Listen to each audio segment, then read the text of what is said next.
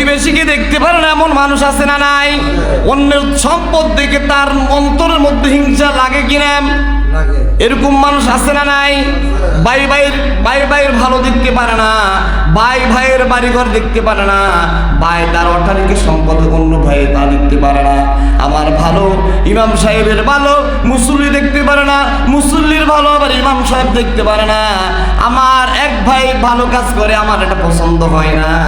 এমন হিংসুকে মানুষ যারা রয়েছে, আল্লাহ রাব্বুল আলামিন বলেন অগণিত মানুষ ক্ষমা করব, কিন্তু মুশরিক যারা আও মুশাহিনা যারা, আমি আল্লাহ তাদেরকে ক্ষমা করব না। হিংসুকে মানুষকে আল্লাহ কি করবে না? এক নাম্বারটার মধ্যে কিন্তু আমরা কেউ পড়ি না, আমরা কেউ মুশরিক না। কথা বলেন ঠিক কিনা? আমরা সকলে আল্লাহর গোলাম, আল্লাহর ইবাদত করার জন্য চেষ্টা করি। কথা বলেন ঠিক কিনা? কিন্তু দ্বিতীয় নম্বরে আল্লাহ বলেছেন আও মুশাহিনা, যারা হিংসুকে মানুষ আমি তাদেরকে ক্ষমা করি না। তাদেরকে যখন ক্ষমা করার যারা তাদেরকে ক্ষমা করার উদ্দেশ্য জেনে ফেরেশতারা বলে, আল্লাহ রাব্বুল আলামিন বলে না, তাদেরকে ক্ষমা করা যাবে না, কারণ তারা ভাই ভাই ঝগড়া করে। ভাই ভাই ঝগড়া যেই পর্যন্ত মিট হবে না, ওই পর্যন্ত আমি আল্লাহ রাব্বুল আলামিন ক্ষমা করব না। আল্লাহু আকবার। ভাই ভাই কি হবে না? ভাই ভাইয়ের সমাধান যখন ভাই ভাইয়ের ঝগড়া যখন সমাধান হবে না, প্রতিবেশীর যখন সমস্যার সমাধান হবে না, এক প্রতিবেশী অন্য প্রতিবেশীর সমাধান যখন হবে না, বাপ ছেলের দ্বন্দ্ব যখন সমাধান হবে না, হিংসা যখন মনের থেকে দূর হবে না, ওই পর্যন্ত আমার আল্লাহ তাদেরকে ক্ষমা করে না। সুবহানাল্লাহ। এখন হিংসা আমাদের মনে আছে না নাই? কথা বলা আছে না নাই? আমরা পড়ি ওয়ামিন শাররি হাসিদিন ইযা হাসাদ, কিন্তু আমরা আবার হিংসা বেশি করি। কথা বলেন ঠিক কিনা? আরবিতে বলে কি, আল্লাহ আপনি আমাদেরকে হিংসুকে অনিষ্টতা থেকে, দুষ্ট জিন থেকে, হিংসার হিংসামি থেকে, ফাসিকি থেকে আমাদেরকে হেফাজত করুন। কিন্তু আমরা কিন্তু আবার বাংলাতে একে অপরের হিংসা করি কিনা? করি কিনা? তাহলে হিংসা নিয়ে যদি আল্লাহকে সিজদা করেন, এই সিজদা আল্লাহর দরবারে কবুল হবে? কেন কবুল হবে না? আল্লাহ রাব্বুল আলামিন বলেন লা ইয়াজতামিআনি ফি কলবি আবদিল ঈমান ওয়াল হাসাদা। একটা মানুষ তার অন্তরের মধ্যে হিংসা এবং ক্ষমা রাখতে পারে না। কথা বলেন ঠিক কিনা? তার অন্তরের মধ্যে ঈমান আর হিংসা থাকতে পারে না। ঈমান থাকলে হিংসা থাকতে পারে না, আর হিংসা থাকলে সে ঈমানদার হতে পারে না। কথা বলেন ঠিক কিনা?